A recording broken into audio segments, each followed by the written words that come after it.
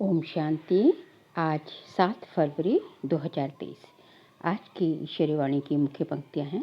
मीठे बच्चे, इस समय तुम्हें निराकारी मत मिल रही है। इस समय तुम्हें निराकारी मत मिल रही है। गीता शास्त्र निराकारी मत का शास्त्र है, साकारी मत का नहीं। ये बात सिद्ध करो। प्रश्न है, कौन सी गुह्य बात बड़ी युक्ति से फर्स्ट क्लास बच्चे ही समझा सकते हैं? उत्तर है, ये ब्रह्मा ही श्री कृष्ण बनते हैं। ब्रह्मा को प्रजापिता कहेंगे, श्री कृष्ण को नहीं। निराकार भगवान ने ब्रह्मा मुख से ब्राह्मण रचे। श्री कृष्ण तो छोटा बच्चा है। गीता का भगवान निराकार परमात्मा है। श्री कृष्ण की आत्मा ने पुरुषार्थ करके ये प्रारब्ध पाई। ये बहुत गुह्य बात है जो फर्स्ट क्लास बच्चे ही युक्ति से समझ सकते हैं और समझा सकते हैं। 20 नाखून का जोर देकर ये बात सिद्ध करो, तब सर्विस की सफलता होगी। गीत बजा है, कौन आज आया मेरे मन के द्वारे। ओम शांति। बच्चों ने सुना, ये आँख नहीं जान सकती है किसको? भगवान को। ये आँखें श्री कृष्ण को तो जान सकती हैं, बाकी भगवान को नहीं जान सकती। आत्मा ही परमात्मा को जान सकती है। आत्मा मानती है कि हमारा परमपिता परमात्मा निराकार है। निराकार होने के कारण, इन आँखों से ना देखने के कारण इतनी याद नहीं ठहरती। ये निराकार बाप निराकारी बच्चों अर्थात आत्माओं को कहते हैं, तुमको निराकारी मत मिलती है। गीता शास्त्र है ही निराकारी मत का, साकारी मत का नहीं है। गीता धर्मशास्त्र है ना, इस्लामियों आदि का भी धर्मशास्त्र है। इब्राहिम ने उच्चारा, बुद्ध ने, क्राइस्ट ने उच्चारा, उनके तो चित्र हैं। गीता जो सर्वशास्त्रमयी शिरोमणि है, उसके लिए मनुष्यों ने श्री कृष्ण का चित्र दिखा दिया है, परंतु बाप समझाते हैं ये रॉन्ग है। गीता मैंने उच्चारी, मैंने राजयोग सिखलाया और स्वर्ग की स्थापना की। मैं हूँ निराकार परमपिता परमात्मा। मैं तुम सर्व आत्माओं का बाप, मनुष्य सृष्टि का बीज रूप हूँ। मुझे ही वृक्षपति कहा जाता है। श्री कृष्ण को वृक्षपति नहीं कहेंगे। परमपिता परमात्मा ही मनुष्य सृष्टि का बीज रूप क्रिएटर है। श्री कृष्ण को क्रिएटर नहीं कहेंगे, वह तो सिर्फ देवी गुण वाला मनुष्य है। भगवान है एक। श्री कृष्ण को कोई सभी का परमात्मा नहीं कह सकते। बाप कहते हैं, मैं 5000 वर्ष के बाद कल्प के संगम पर आता हूँ। मैं सारी सृष्टि का बाप हूँ। मुझे ही गॉडफादर कहते हैं। श्री कृष्ण का नाम देने से परमपिता परमात्मा को जान नहीं सकते। यही बड़ी भारी भूल कर दी है। गीता द्वारा आदि सनातन देवी देवता धर्म मैंने ही स्थापन किया है। मुझे शिव व रुद्र भगवान कहा जाता है और कोई भी सूक्ष्म देवता को व मनुष्य को भगवान नहीं कहा जाता। लक्ष्मी नारायण आदि को भी परमात्मा नहीं कहा जाता। कहा जाता है परमात्मा एक है। भगवान वाच भी है तो जरूर भगवान आया होगा और आकर के राजयोग सिखाया है। बाबा कहते हैं, कल पहले भी मैंने तुम बच्चों को कहा था। श्री कृष्ण कभी भी बच्चे बच्चे नहीं कह सकते। परमपिता परमात्मा ही सबको बच्चे कहते हैं। कल पहले भी मैंने तुम बच्चों को कहा था कि देही अभिमानी बनो, मुझ निराकार को अपना बाप भगवान समझो। साकारी बाप प्रजापिता ब्रह्मा ठहरा, क्योंकि ब्रह्मा द्वारा ही भगवान ने ब्राह्मण ब्राह्मणियाँ रची हैं। श्री कृष्ण प्रजापिता नहीं है। भगवान कहते हैं, मैं ब्रह्मा मुख द्वारा ब्राह्मण ब्राह्मणियाँ रचता हूँ। ये ब्रह्मा ही श्री कृष्ण बनता है। ये कितनी गुह्य बात है, ये समझाने में बड़ी युक्ति चाहिए। फर्स्ट क्लास बच्चियाँ ही समझा सकेंगी।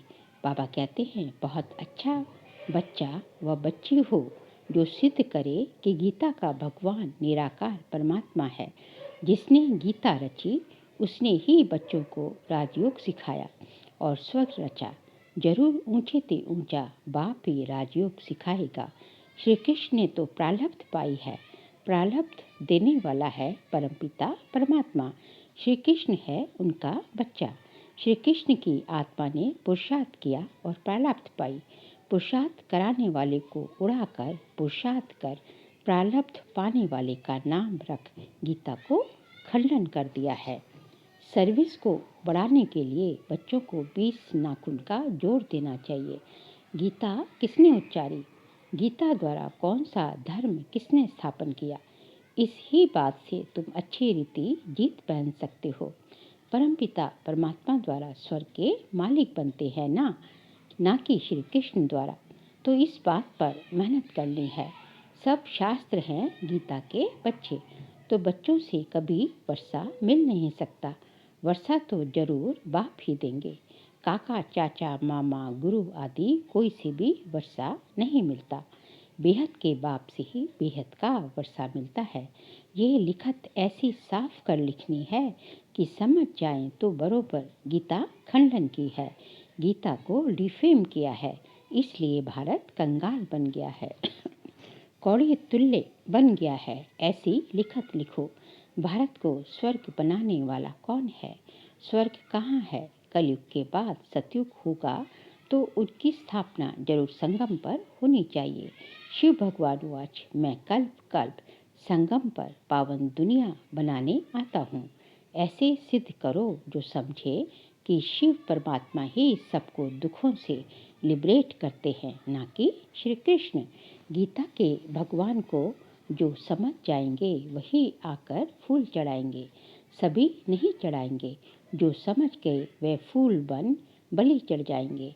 बाबा को कोई फूल देते तो बाबा कहते हैं मुझे ऐसे फूल बच्चे चाहिए। कांटे मेरे पर बलि चढ़े तो मैं उनको फूल बनाऊं। बबुलनाथ भी मेरा नाम है। बबुल के कांटों को फूल बनाने वाला मुझे ही कहते हैं। श्री कृष्ण तो स्वयं ही फूल है। वह है गार्डन ऑफ अल्लाह। ये है डेविल फॉरेस्ट। कलयुग है डेविल फॉरेस्ट। इनको फिर डीटी गार्डन बाबा के बनाते हैं। तुम ही नई दुनिया के मालिक बनते हो। लक्ष्मी नारायण की डीटी डायनेस्टी कही गई है। ब्राह्मण कुल की डायनेस्टी नहीं कहेंगे। ये ब्राह्मण कुल है। परमपिता परमात्मा ने ब्रह्मा द्वारा प्रजा रची है, इसलिए इनको प्रजापिता कहा जाता है। शिव बाबा को व श्री कृष्ण को प्रजापिता नहीं कहेंगे। ये तो कृष्ण पर कलंक लगाए हैं कि 16,108 रानियां थी। ये तो प्रजापिता ब्रह्मा ने इतने बच्चे और बच्चियां पैदा की हैं। ज्ञान का सागर है ये एक परमपिता परमात्मा शिव।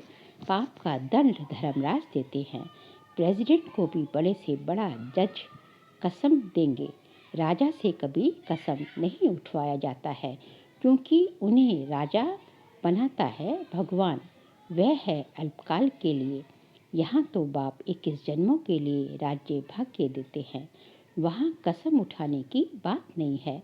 ये मनुष्य सृष्टि रूपी वृक्ष है, कोई जंगली वृक्ष नहीं। परमपिता परमात्मा को वृक्षपति कहा जाता है।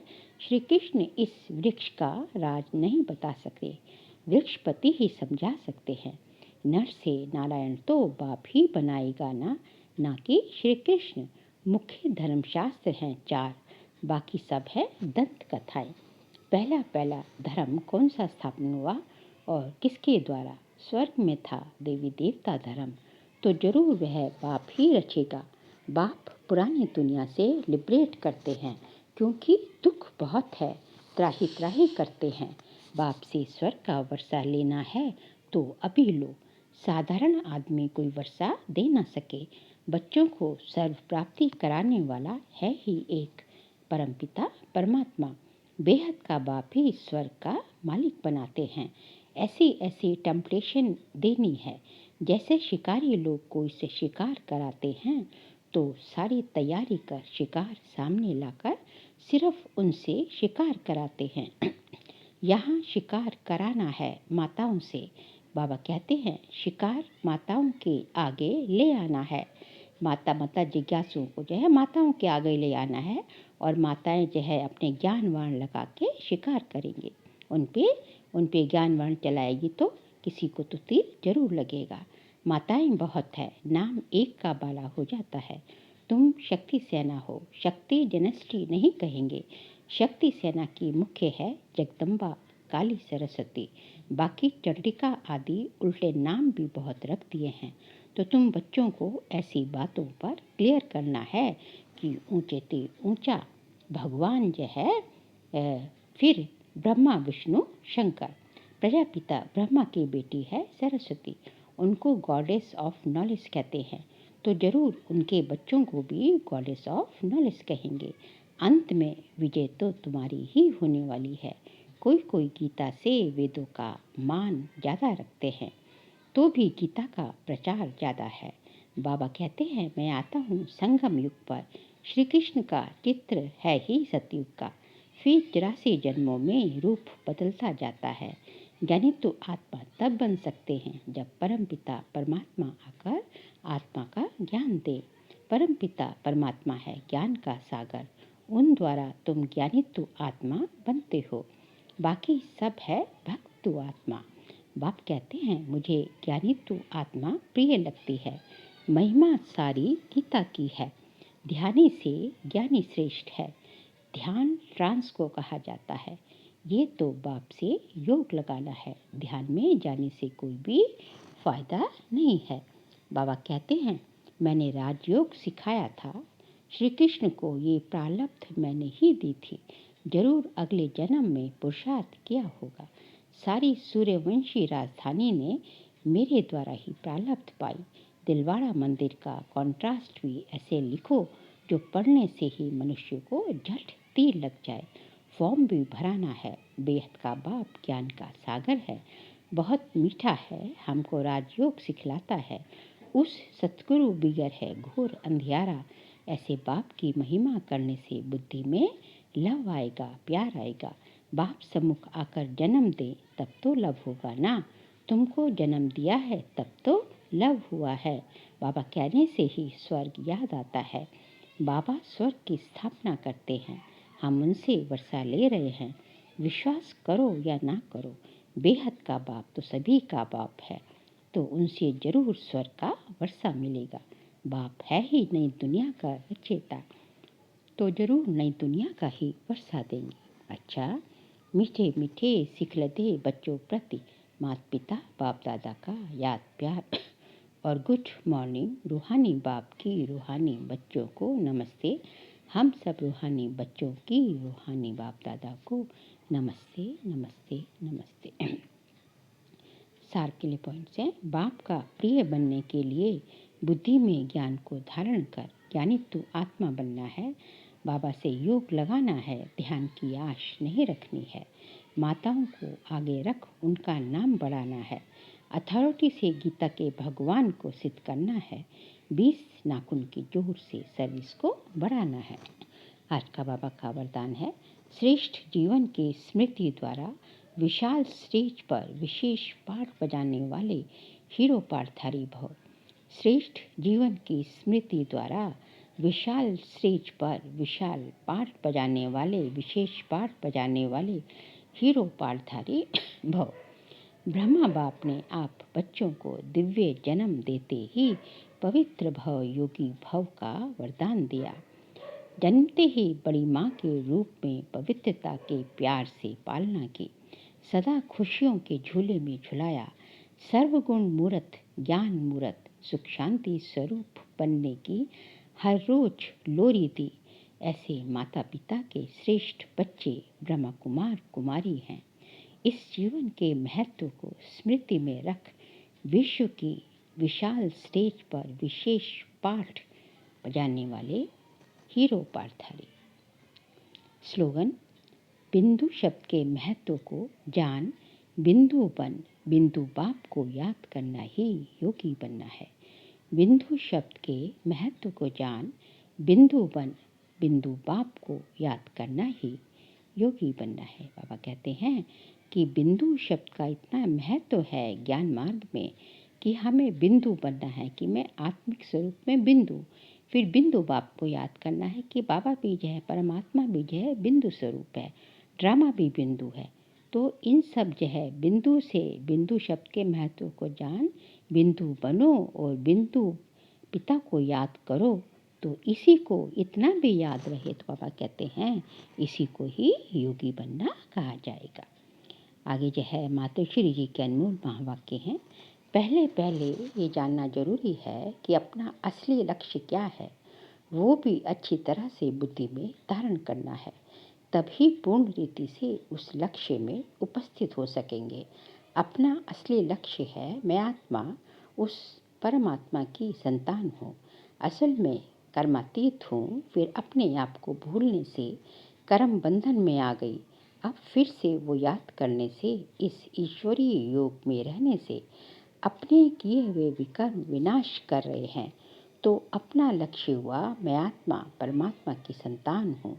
बाकी कोई अपने को हमसो देवता समझ उस लक्ष्य में स्थित रहेंगे तो फिर जो परमात्मा की शक्ति है वो मिल नहीं सकेगी और ना फिर तुम्हारे विकर्म विनाश होंगे।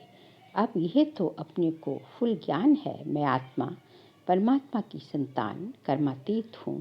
भविष्य में जाकर जीवन मुक्त देवी देवता पद पाएंगे। इस लक्ष्य में रहने से ताकत मिल जाती है। अब ये जो मनुष्य चाहते हैं हमको सुख शांति पवित्रता चाहिए, वो भी जब पूर्ण योग होगा तभी प्राप्ति होगी। बाकी देवता पद तो अपनी भविष्य प्रारब्ध है, अपना पुरुषार्थ अलग है और अपनी प्रारब्ध भी अलग है, तो ये लक्ष्य भी अलग है। अपने को इस लक्ष्य में नहीं रहना है कि मैं पवित्र आत्मा आखिरी परमात्मा बन जाऊंगी, नहीं, परंतु हमको परमात्मा के साथ योग लगाए पवित्र आत्मा बनना है। बाकी आत्मा को कोई परमात्मा नहीं बनना है। सेकंड पॉइंट है, इस अविनाशी ईश्वरीय ज्ञान पर अनेक नाम धरे गए हैं। कोई इस ज्ञान को अमृत भी कहते तो कोई ज्ञान को ज्ञानंजन भी कहते। गुरु नानक ने कहा ज्ञानंजन गुरु दिया, कोई ने फिर ज्ञान वर्षा भी कहा है, क्योंकि इस ज्ञान से ही सारी सृष्टि सब्ज अर्थात हरी भरी बन जाती है। जो भी तम प्रधान मनुष्य हैं वह सतोगुणी मनुष्य बन जाते हैं और ज्ञान अंजन से अंधियारा मिट जाता है। इस ही ज्ञान को फिर अमृत भी कहते हैं, जिससे जो मनुष्य 5 विकारों की अग्नि में जल रहे हैं उससे ठंडे हो जाते हैं। देखो गीता में परमात्मा साफ कहता है कामेषु क्रीडेषु, उसमें भी पहला मुख्य है काम, जो ही 5 विकारों में मुख्य बीज है। बीज होने से फिर क्रोध लोभ मोह अहंकार आदि झाड़ पैदा होता है। उससे मनुष्यों की बुद्धि भ्रष्ट हो जाती है। अब उस ही बुद्धि में ज्ञान की धारणा होती है। जब ज्ञान की धारणा पूर्ण बुद्धि में हो जाती तभी विकारों का बीज खत्म हो जाता। बाकी सन्यासी तो समझते हैं विकारों को वश करना बड़ी कठिन बात है।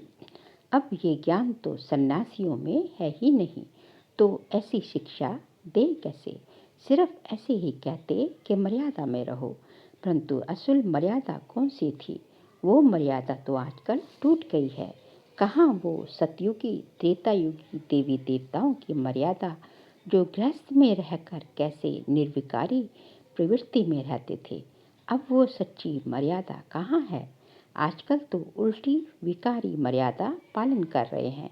एक दो को ऐसे ही सिखलाते हैं कि मर्यादा में चलो।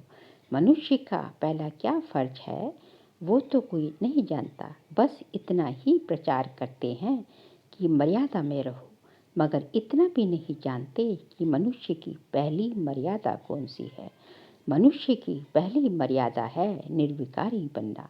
अगर कोई से ऐसा पूछा जाए तुम इस मर्यादा में रहते हो, तो कह देते हैं आजकल इस कलयुगी सृष्टि में निर्विकारी होने की हिम्मत नहीं है। अब मुख से कहना कि मर्यादा में रहो निर्विकारी बनो, इससे तो कोई निर्विकारी बन नहीं सकता।